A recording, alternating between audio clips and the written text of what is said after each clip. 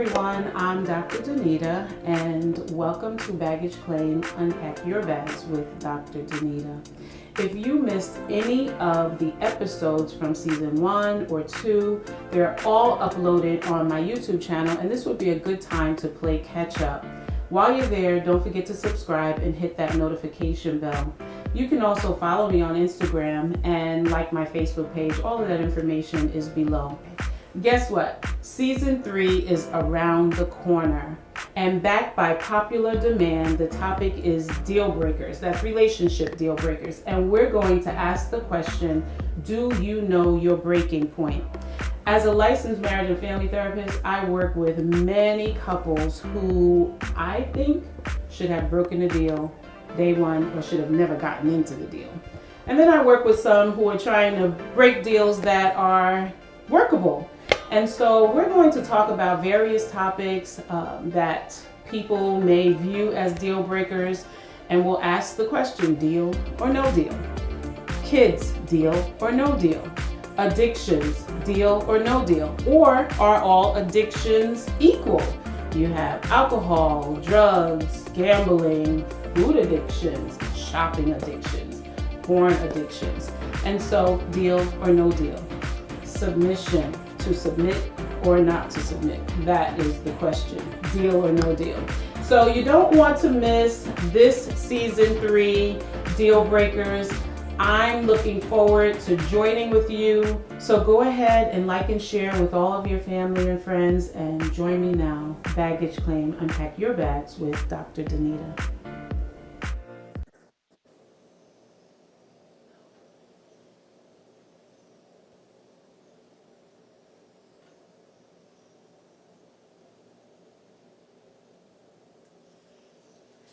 Well, good evening, everyone. As you are coming in, please do what we do. Go ahead and like and share. Welcome to Baggage Claim, Unpack Your Bags with Dr. Danita. And I will reiterate, as I said in the commercial, if you have not been watching the Baggage Claim episodes, go ahead and head over to my YouTube channel so that you can catch the replay. And if you are catching the replay, please let us know that in the comments. And while you're there, don't forget to subscribe and hit the notification bell. Well, I'm excited. This is week 5 of season 3. And season 3, we are talking about deal breakers. And I have shared in the previous episodes that when we talk about deal breaker is different from, having a preference or recognizing a red flag. If you have a preference, it's like, okay, I would like for that to be something that I can have in relationship, but if not, I'm willing to negotiate. And then you have those red flags where you're like, I need to tuck that in the back of my mind just in case I need to continue to observe this, because it might turn out to be a deal breaker or something that we just need to work on or go to counseling for. But then there are those deal breakers that you have made a decision that I will not get into a relationship if this particular thing is the case. So tonight we're talking about kids, deal or no deal. And before I go into talking a little bit more about the topic, I want to introduce my guest on tonight. My guest, Whitney. She didn't make it to the flyer if you saw the post, but Whitney is here on tonight. Thank you so much for joining. And Whitney's going to share some of her experience with relationships as it relates to kids, deal or no deal. And we also have Winnell, who is joining us on tonight. Hi, Winnell. Hi, everyone.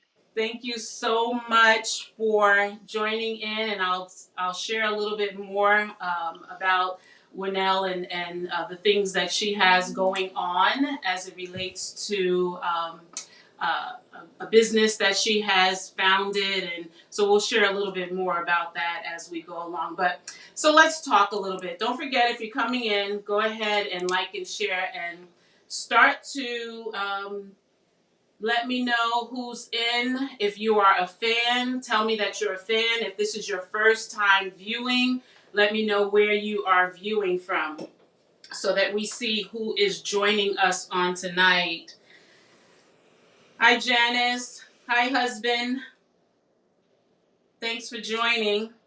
So, when we think about the topic kids, deal or no deal, the topic of kids in and of itself is one of those hot topics that can be relationship deal breakers. The topic of kids affects decisions as it relates to people getting into relationships or not. And so the two main deal breakers that we are going to focus on tonight, one is in reference to, when you hear people say, I am absolutely not getting into any relationship with anybody that already has kids because I don't want to, I don't want to go into a ready-made family. Two, I want to be able to enjoy my time with my partner for a period of time before we start a family. Three, I don't. They've heard of all of the horrors that come along with, that could potentially come along with the biological parents of the children. And some people say, I just don't want to start that way. So it's definitely a no deal for me. And then there is the deal as it relates to getting into a relationship with someone who doesn't want to have any children. And you thought, this is what I've dreamed about. Getting married and having a family, raising children. And you kind of get your heart connected with someone and then you find out they don't want children. And so that's what we are focusing on tonight. And we're going to get into our topic on tonight. Let us know what you think. Are these negotiables? Kids, having kids, getting into relationships with someone who already has children, is it negotiable? Is it a deal breaker? Getting into a relationship with someone who is not interested in having children, is it negotiable or is it a deal breaker? So we're going to go ahead and get started. Winnell, you not only entered a relationship with someone who had a child, you entered a relationship with someone who had 4 children. And so when we think about how people are saying they don't even want one child, and you entered a relationship with someone who had 4 children, what were your thoughts? What were your initial thoughts when you found out that your then boyfriend had 4 children? So for me, originally, I wasn't planning on making him my husband, I should say, or becoming his wife. It was a friendship, and I just thought that, oh, he has kids, that's cool. Um, And when things got serious, I had unrealistic expectations of what it would be like once he and I got married. And I think it was after the marriage when that unrealistic expectation hit me in the face. I'm like, all right, it's not all what I thought it was going to be like.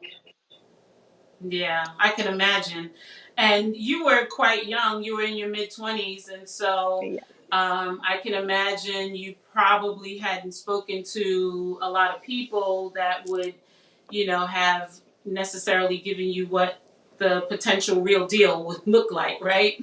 Yeah, no one at all whatsoever. I didn't have anyone in close connection to me that had experience in a blended family. Yeah, yeah.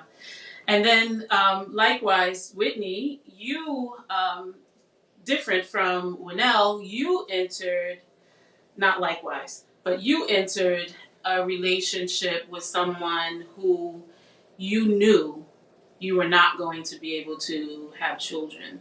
What were you thinking? What were your thoughts when you found that out? Yes, a very different situation. Although that person did have children, they were already adults. And so initially, once I came to the realization that it is likely we would not have children together, I decided to separate from that relationship because our goals didn't align. Initially, going in, I had a bit of a fantasy that something miraculous could happen, perhaps, but I just wasn't being realistic at the time. And so, once I came to that realization, we parted ways. Yeah. Yes. People say that you lose your number one status in when you're in relationship with someone that has children, and you kind of go into marriage with that thought. It's just me and you. And I'm number one in your life, and but you stepped into a relationship where there was already things going on with schedules and children. And so did you ever feel like you didn't have number one status in your marriage? So no, I never felt that. And it has to do because with the type of relationship my husband and I have. So yes, it's definitely not going to be as compared to somebody who, they don't have children, they're coming together, so they have all the time in the world to explore and do all of these things. But from the beginning, we made each other a priority, even though the kids were involved. And so we made sure that we were needing each other needs and we were not neglecting that because of the children. Yeah. And if anyone wants to anyone on the live that wants to ask questions, you can go ahead and type your questions in, and then I'll try to keep track of them and highlight that. So what did your friends and family think? You both had very different situations, but you both had situations that typically people say, "Are you sure? Is that what you want to do?" So, what were your friends and family saying about the relationships that you both were entering? For You me, want to I go would. first, Whitney? Sure, sure. For me, I believe most of my friends and family, those closest to me who knew my situation, were kind of under the idea that grown people do what they want to do. And so initially, there were very few who asked me if I was being realistic about what the outcomes of my decision would be. Um, so yes, most were kind of like, do what you want. If it blows your hair back, enjoy your life. Um, and that was that. Do you think if someone would have pressed you, that it may have caused you to think twice? Ah, that's a great Like if there question. had been a voice of reason? Uh, Possibly. Possibly. However, how can I realistically expect that of someone who, again, believes that people should do what they want?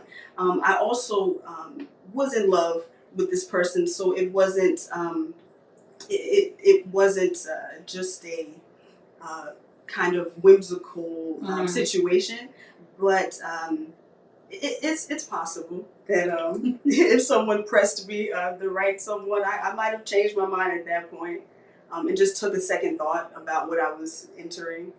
The thing you said though, you were in love. And when people are in love, this is a tip. When people are in love, it's very difficult for them to see beyond the fog of the love. And one of the things that I do in premarital counseling, and again, it's difficult, but in the curriculum that I use, there is a topic, seeing beyond the fog.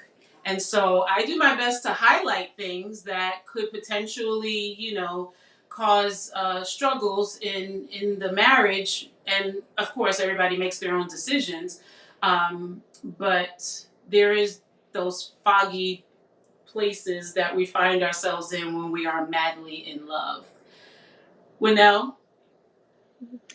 So it's kind of similar to Whitney. So for me, with my family and friends, in the kids, we differed in that with me and Whitney, where they were not happy about it. Mm, I still have friends up to this day who are like, "You're better than me because I can't." That's like a deal Wow. breaker for them. Yeah, but I was so over heels in love with my husband that I don't think if somebody, like telling me, well, there's red flags or there's going to be challenges, don't do it, that I would have changed my mind. But I think maybe it would have prepared me better if I had knowledge of things that could possibly happen. So in line with that, you said if you had had knowledge of things that could possibly happen, what were some of the challenges that you did experience in making that decision to go ahead and get married, or even during your dating time? What were some of the challenges that you experienced? So definitely when it comes to communication, there was one of the big things with just how dad communicated with real moms, with the biological mother of my stepchildren. Um, they didn't have good relationships, so there was friction there. And so that friction kind of overflowed into what we had going on. So those were definitely one of the challenges before he and I led to actually getting married. Yeah. And I listened to one of your podcasts, and you were sharing about how, initially you went in head over heels in trying to be the best stepmom you could possibly be. And you found that you were not really exercising good self care. I think I remember you saying that. Can you share a little Hmm. bit more about that? Yes. So for me, and it was a disconnect for some reason, I don't know. I grew up experiencing having a stepmom experience when I was younger with my dad. And I had an experience with two different stepmoms, and one that were not so good at me, and one that was an awesome stepmom. And so when I got into that role, I think I just uh, carry that negative emotion that I felt when I was dealing with the stepmom that wasn't so kind. I didn't want my stepchildren to feel that way. So I overcompensated to make sure like everything was good, and I pretty much like super mom in a sense, right?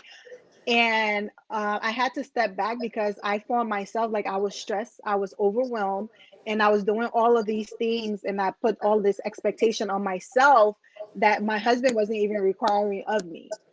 It was from my own experiences that I was overcompensating for. So that was a really hard time for me. I can imagine. What were you as it being a hard time, what were you feeling? Did you go through any anxiety, depression? I went through anxiety, I went through depression. And for me, I am more so a loner. And so I love to be by myself. And so going through that was kind of even harder. You going through that, and I had nobody that I was connected to that I was actually experiencing what I was experiencing. So they couldn't understand, like I had supportive friends who will try to put themselves in my shoes, but it's not the same thing as connecting with somebody who actually know from experience what it could be like. And so there would be time where it was me in my room, out in my room on my bed, maybe will cry myself to sleep sometimes, and my husband probably wouldn't even know what was happening. So when you say that you were by yourself and your husband didn't know what was happening, were you able though to have dialogue and communication with him as to what you were feeling and how you were experiencing this new role?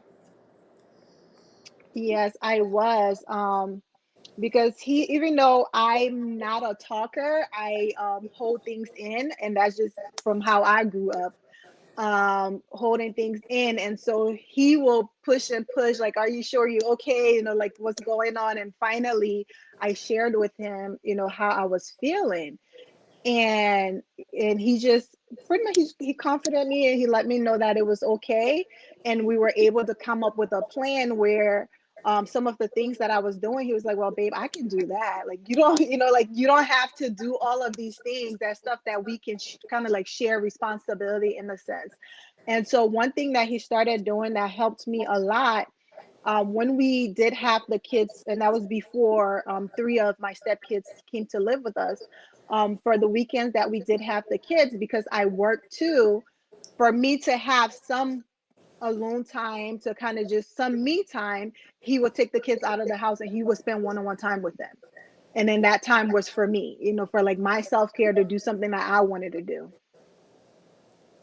It sounds like you have a good team going there with you and your husband, and that's not always the case. But Mhm. it sounds like you were able to get to that healthy place, which is extremely important.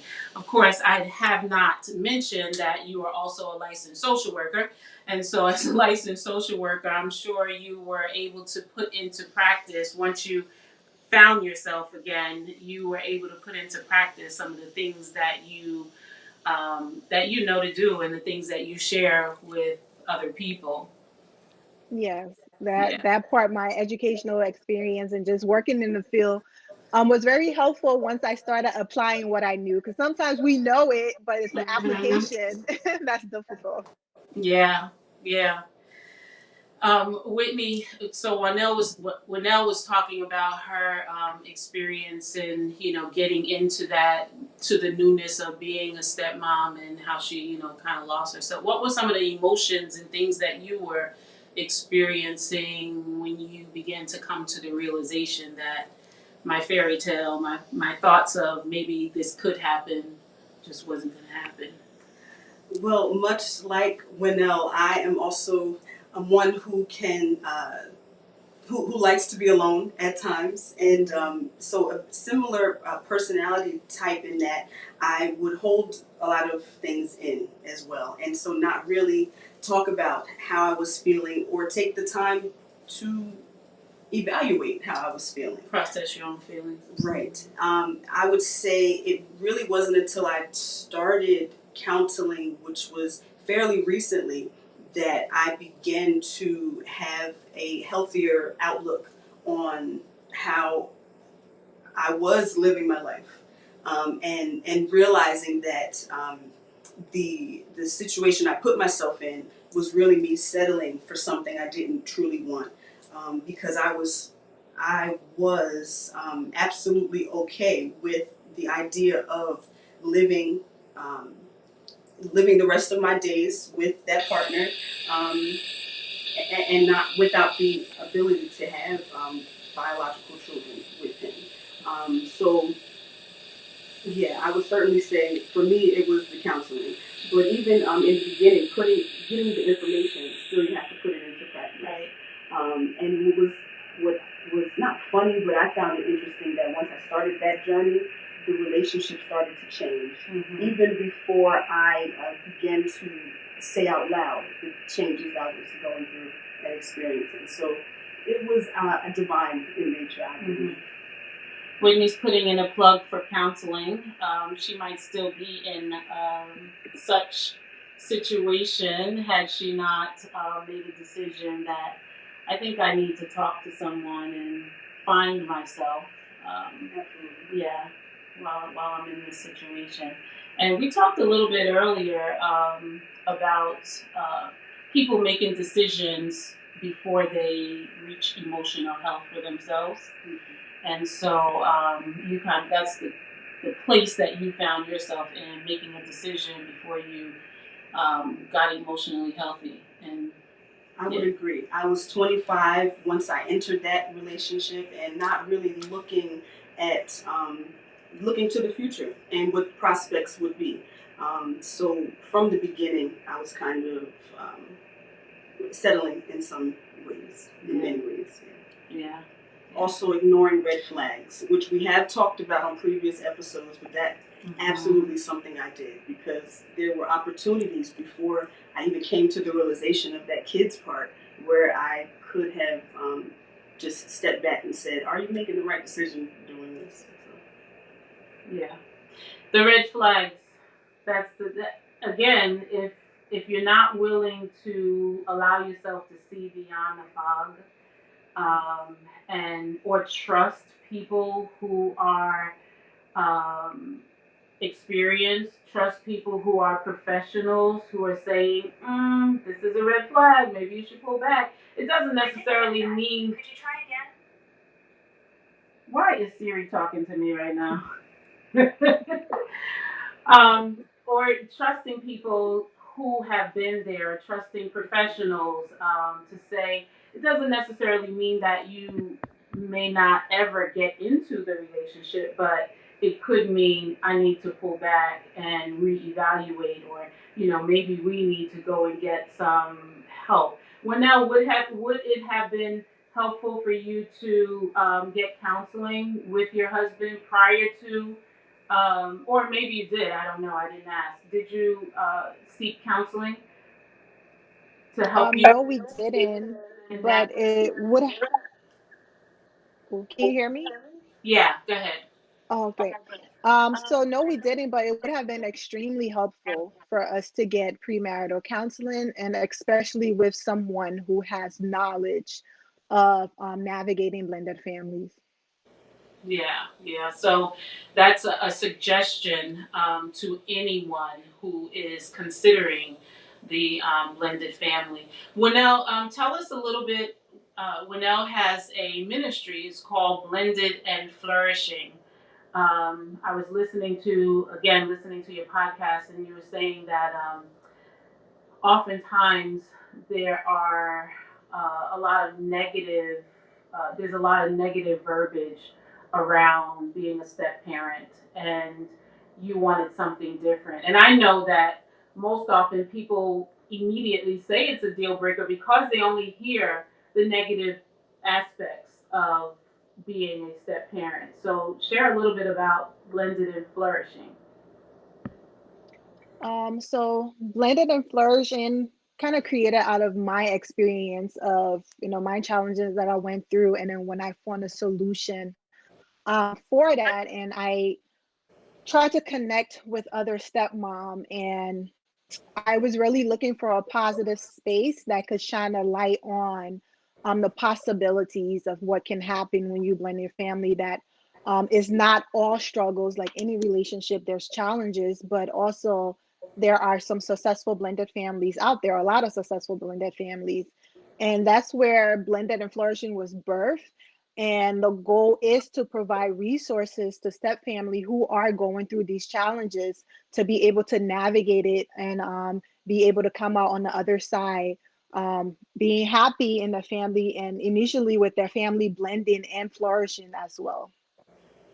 And somebody asked the question. That's great. Now, I think you also said that there weren't many.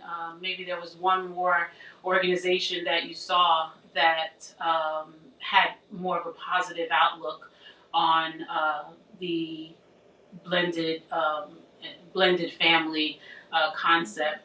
But there is a question here.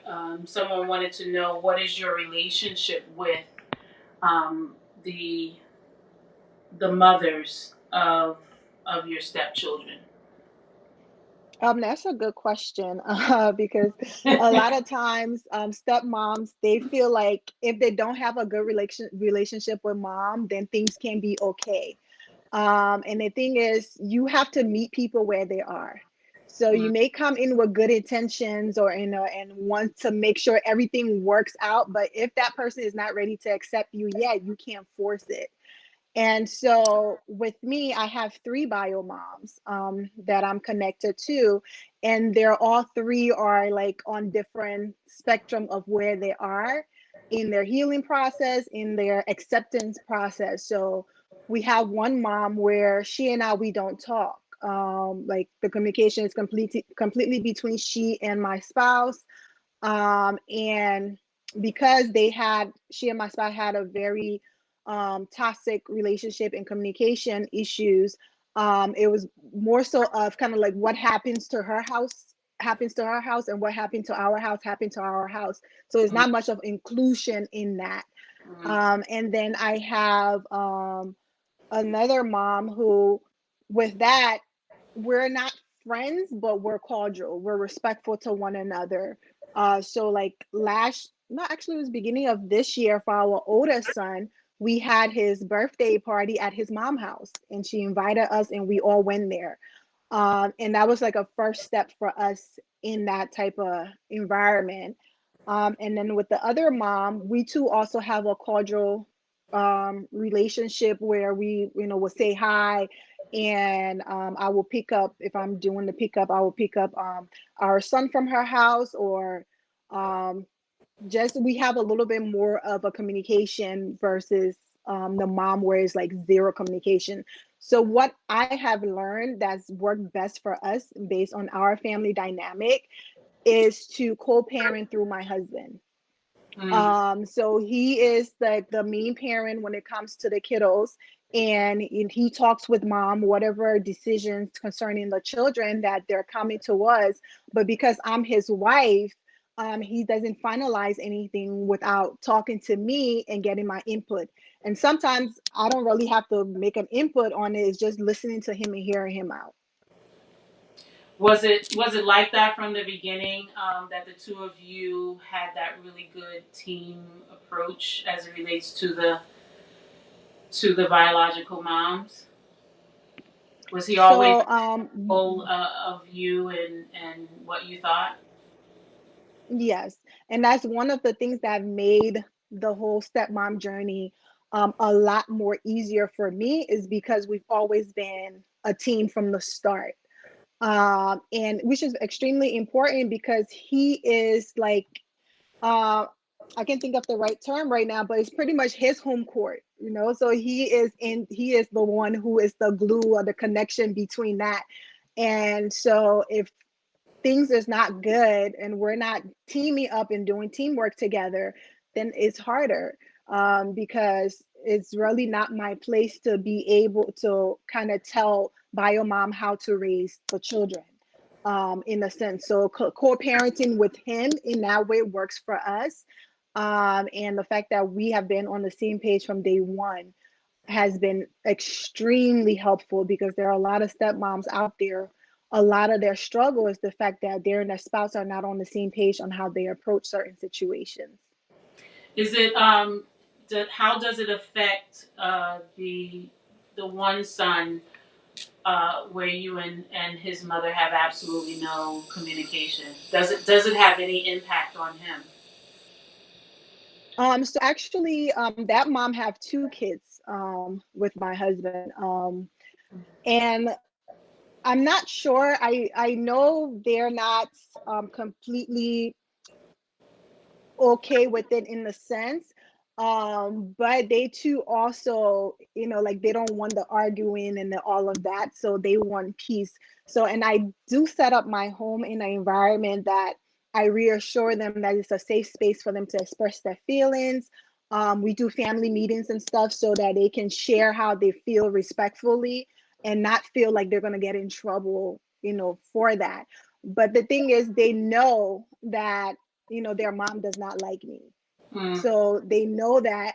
But and they have heard some negative things about me, but then they also have experienced me, so they know who I am. And so it's like, for them, they accept me for who I am despite the negative things that they have heard, and they still love and accept mom for who she is. Yeah. Okay. Well, Whitney, you're hearing Winnell, and I know that you're no longer in the relationship that you were in. But as you get older, the chances, if you're going to get into a relationship again, the chances of getting into a relationship with someone that doesn't have kids get slimmer and slimmer and slimmer. So hopefully, some of the tips that you are hearing from Winnell, you can kind of tuck in your. Oh, I'm tucking. Yeah. I'm tucking. Well, if I may say, it sounds like you have a beautiful team working, and for the two children who uh, are hearing and able to just understand that no matter what I hear, I know this person. That's character building. That's going to be really strengthen Yeah. them in their future. Yeah. Thank you. Yeah, I have amazing kids. I'm blessed with that too. Beautiful. Yeah. So, Whitney, you are now in a new stage of life now that you're not in the relationship, and you spent several years in that relationship.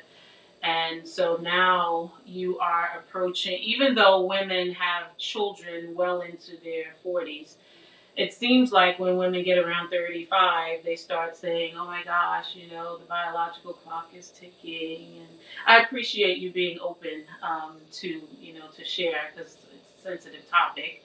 Um, but what are your thoughts now in light of your age, where you are? What are your thoughts about, having, kids? Is it still deal or no deal? Is it if I get into a relationship with someone and I can't have children, then now that I'm the age I am, I'm just going to be settled with it. Where are you with that? And so, yes, the biological clock is a very real thing that I did not believe when I was 25 and entered that relationship. 10 years have since passed, and I heard or read somewhere that women, when they are near analog clocks, and you hear that ticking, that it literally is sending some type of subconscious, like tick, tick, tick, what's going on with your life. And so, yes, it is a real thing, and I think that also kind of pushed me into the direction of considering those options before I actually got into counseling and then really started to face what those things look like. So now where I am, I believe that God holds my future. I don't know what that future is. I am content with however my life plays out, as far as children, whether biological or bonus kids. I am good with however God does it. Mm-hmm. Yes, I know that I have a decision. It's not like He's going to just orchestrate things, but you could have a desire. Yes. But as far as the idea of if I'll have biological children or not, I'm on the fence. I can, I guess, take it or leave it. Yeah, I'll leave it there. I'll leave it there. I'll leave it there. Please. I'll leave it there. Yes. If you could look back at your dating self and give your dating self some advice, what would that be? Man, I wish that I could go back and talk to her. Hey, Whit, let's think about what we're doing here. I made, I was not, we established, I was not in an emotionally healthy place at the time that I entered that relationship. I would say that I was rushing things in the sense that, I was rushing things. I wasn't taking the time to look at my options or to just look at myself. Mm-hmm. So to know who you were, what you wanted, what you would settle for, what you wouldn't settle for. Absolutely. Yeah. So I would certainly tell younger Wit to woosah and just kind of figure out who you are and what you want, what you really want, and not just accept what's being offered. Because in that rushing and taking what you're getting, you perhaps, and I did fall in love. However, I fell in love, but it just wasn't.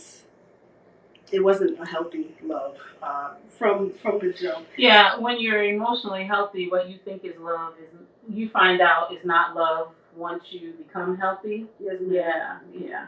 Yes. And so you can say you fell in love, but when you become emotionally healthy, you look back and you're like, yeah, I thought I was in love, but that wasn't even really love. And the other thing, when you're engaging in or at that point of wanting to be in a relationship, if you're not emotionally healthy, you usually attract unhealthy people as well. And so, Water does seek its level. yeah, That's yeah, very real. yeah, No matter the generational differences, water seeks its level. yeah. Yes, Yeah. indeed. Well, now, what would you tell your dating, yes, your dating self? For me, definitely it would be to incorporate more self-love. Um, because I dealt a lot with almost putting myself on the back burner, sacrificing my own needs to make sure everybody else was okay, even making decisions and agreeing to things that I wasn't 100% happy with, but if the other person was happy, then I will go with it.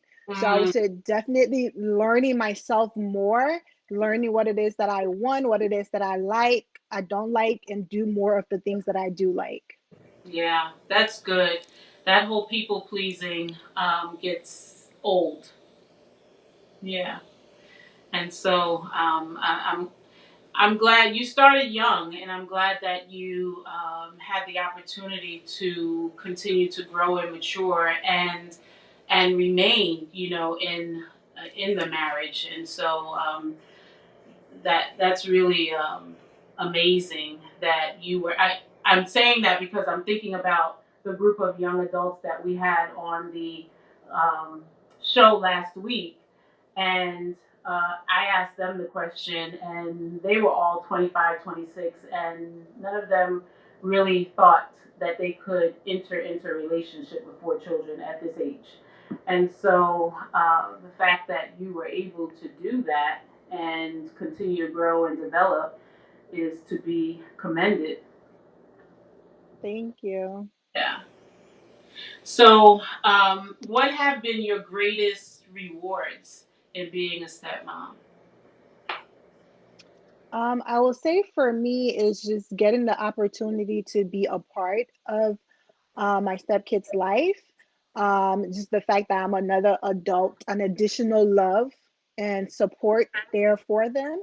That has been very rewarding, and just seeing that how I can help shape and cultivate how they are going to turn out, and also understanding that what my say is not, like I know that I'm not the main parent, so I know where my control lies, like which area I have control in and which area I don't have control in, and I exercise in the area that I have control in.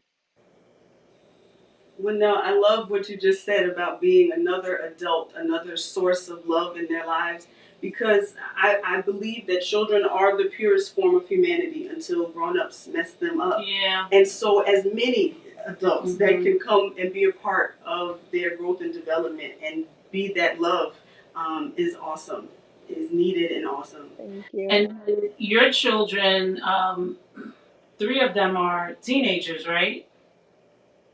Or, Yeah. and Of so, 15, 14, and 13. Yep. yeah. So has the relationship with them changed? Because you've been in their life like 6, 7 years. So they were hmm children, not even preteens or preteens, and now teenagers. Has anything changed in your relationship over the years? Definitely. Our relationship has grown over the years from when we first came together as a family to, now over the years we have grown. I would say that with my 3 kiddos that live with us, I'm closer to them and they're closer to me than our oldest son, who he doesn't live with us, so he comes maybe every other weekend or sometimes just during the week, whenever his dad is able to get him. And so my bond is not as strong with him, versus the kids who I get to spend more time with.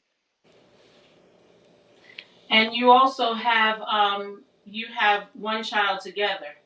I forgot hmm to mention that. How is your one child?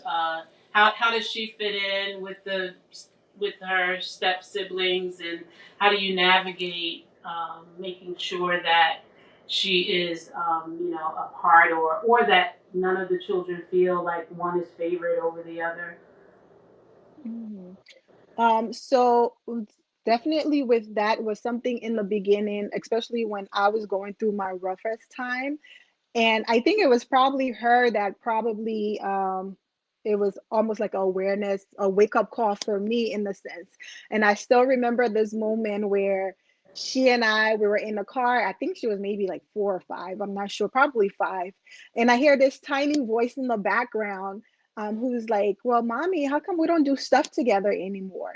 And so because when I first got into this role, I didn't want my other kids to feel left out or feel less love or anything like that. So while my daughter is used to having me to herself and used to doing things together, now it was if everybody was there, that was when we would do things and we would do activity. When everybody, wasn't there, then we wouldn't do anything eventful.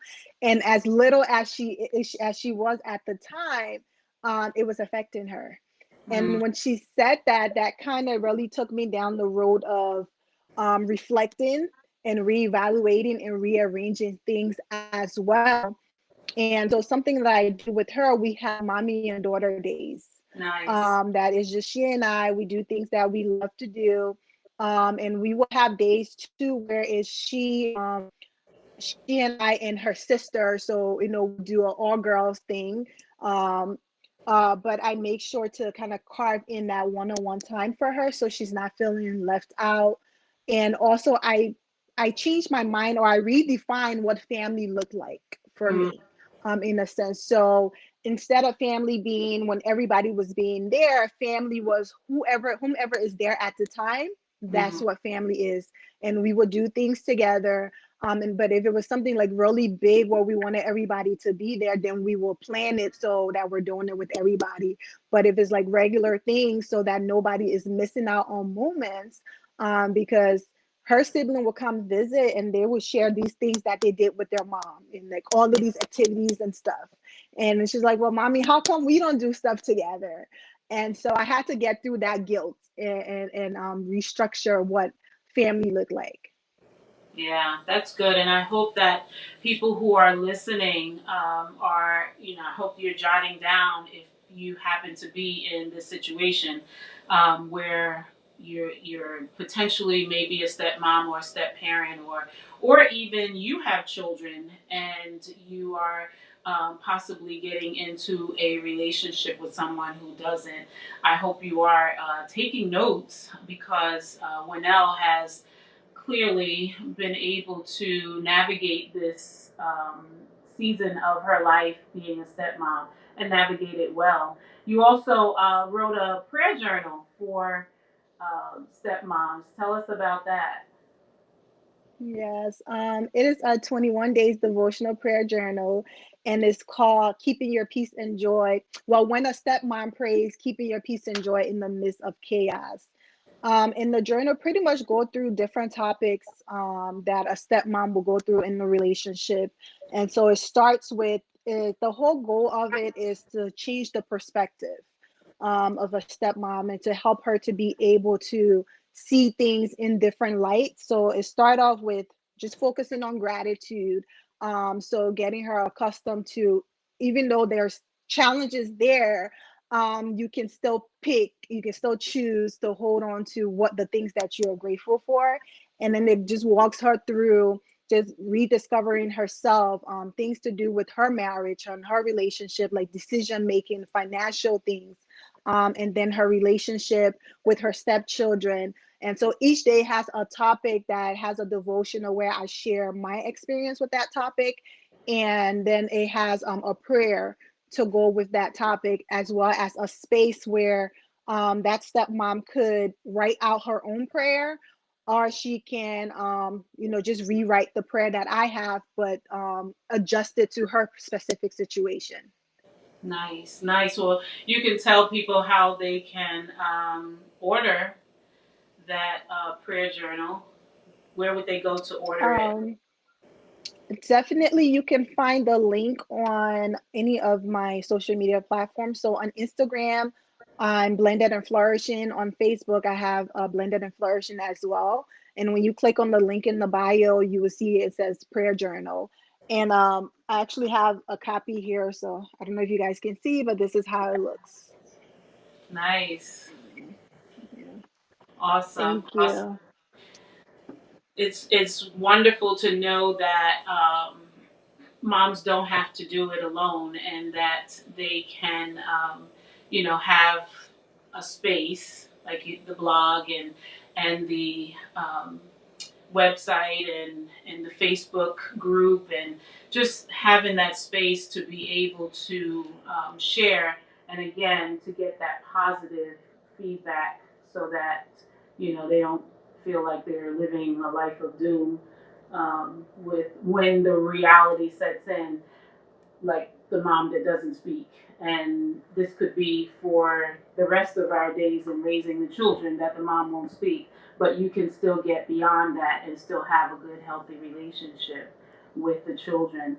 As we come close to the time, that we're ending, what advice would you give to women, or anyone who, woman or man, who is considering entering a relationship with someone that either has children, or in your case,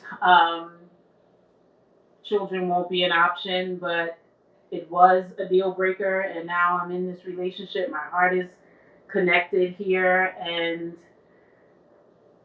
what do I do? What kind of advice would you give?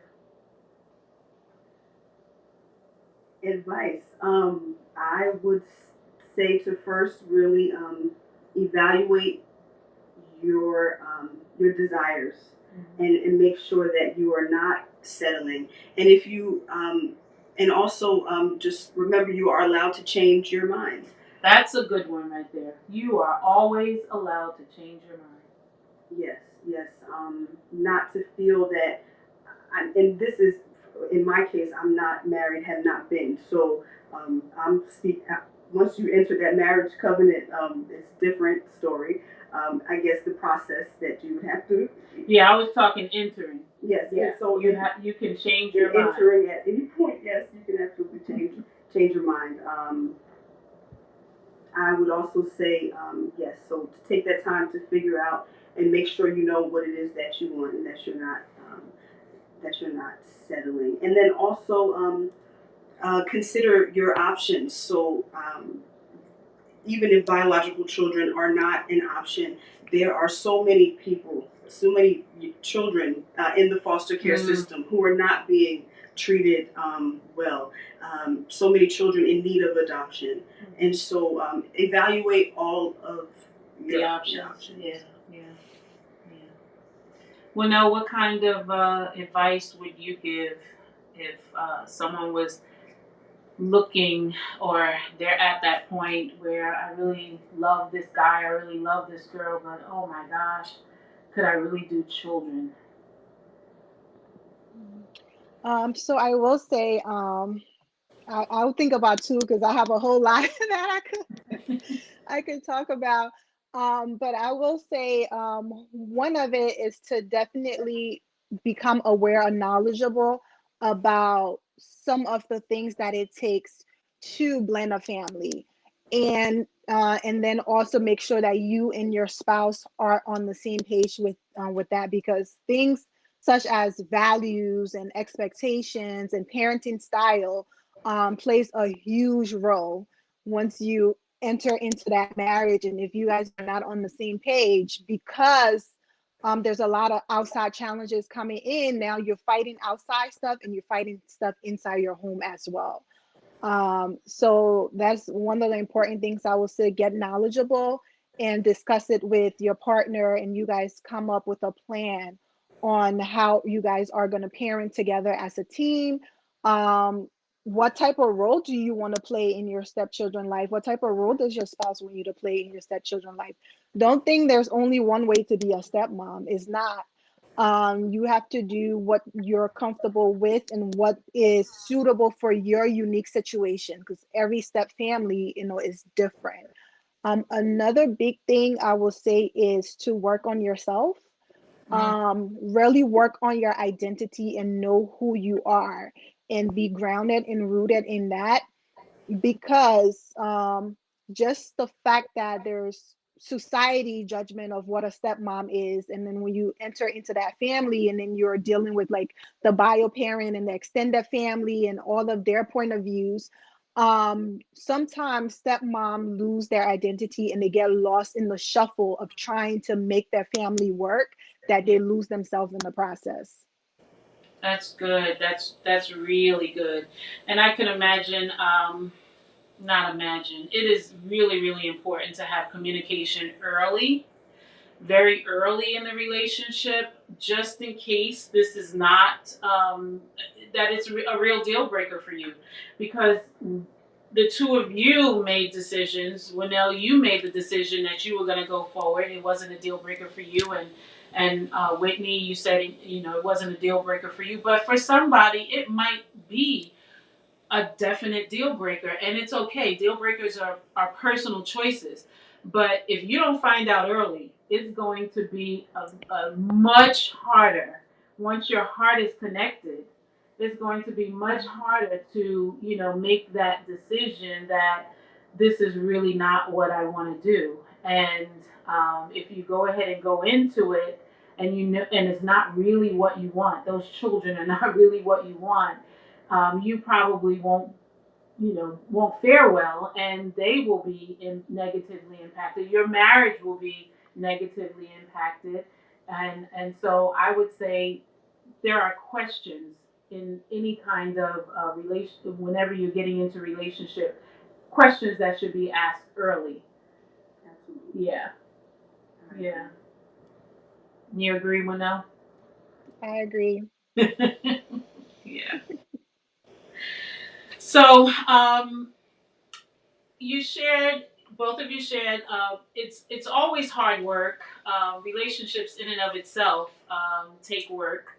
But when you are determined, when you are healthy, when you have worked on yourself, like you're saying, Winnell, you can have a healthy relationship with whatever situations you may choose to get into. And so a good therapist can always um, help you navigate your early relationship challenges or decision making, or questions that you may have as it relates to, can I really do this?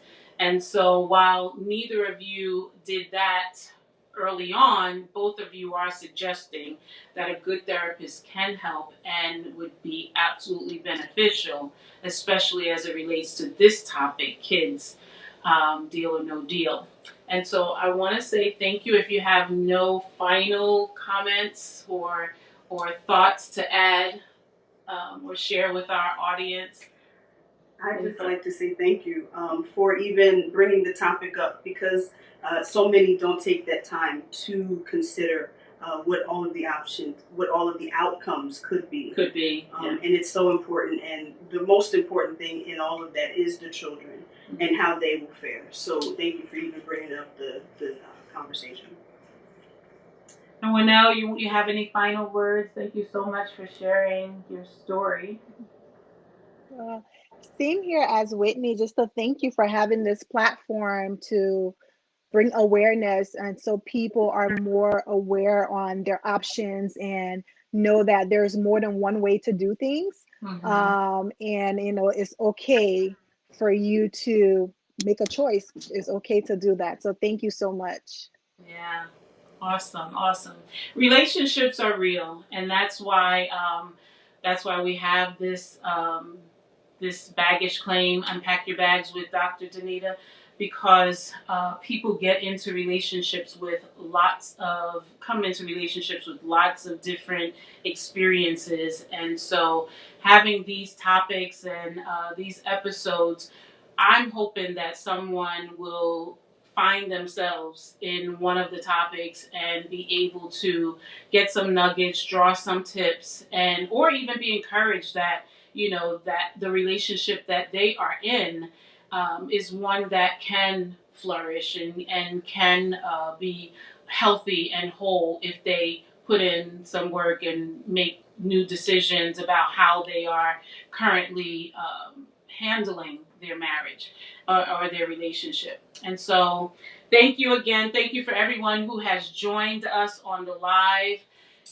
It's not too late to like and share. And if you have not, again, I remind you, if you haven't subscribed to my YouTube channel, you can go to Dr. Danita Thompson and subscribe. And don't forget to hit the notification bell so that you get the reminders of future episodes. Thank you again, Whitney. Thank you, Winnell, for joining me on tonight. And I say good night to everyone who is on the live. Have a good one. I'll see you on Monday for Monday's mental moment where I'll offer tips as it relates to this topic. Have a good night. Good night, everyone.